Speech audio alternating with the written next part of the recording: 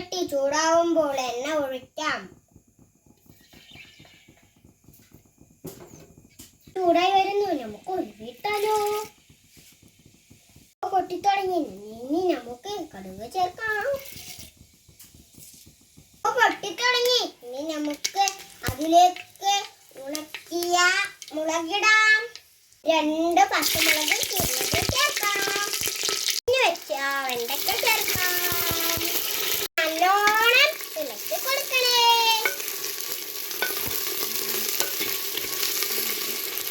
വാടിത്തുടങ്ങി. ഇനി അരിഞ്ഞു വെച്ച ഉള്ളിയും തക്കാളിയും ചേർക്കാം.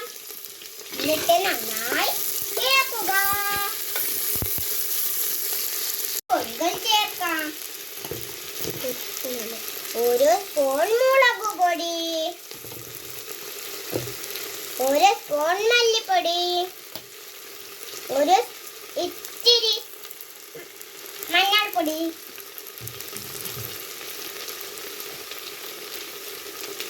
ആവശ്യത്തിന് ഉപ്പ്.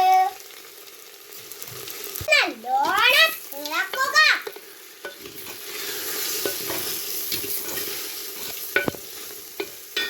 വെള്ളം പിഴിഞ്ഞു വെച്ചത് ഒഴിക്കാം.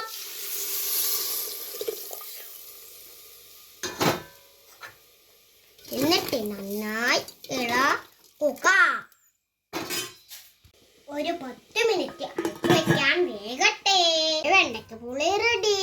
എല്ലാവരും ലൈക്ക് ചെയ്യണം, സബ്സ്ക്രൈബ് ചെയ്യണം, ഷെയർ ചെയ്യണം, ബെൽ ബട്ടൺ അമർത്തണം. ബെൽ ബട്ടൺ അമർത്താൻ മറക്കല്ലേ.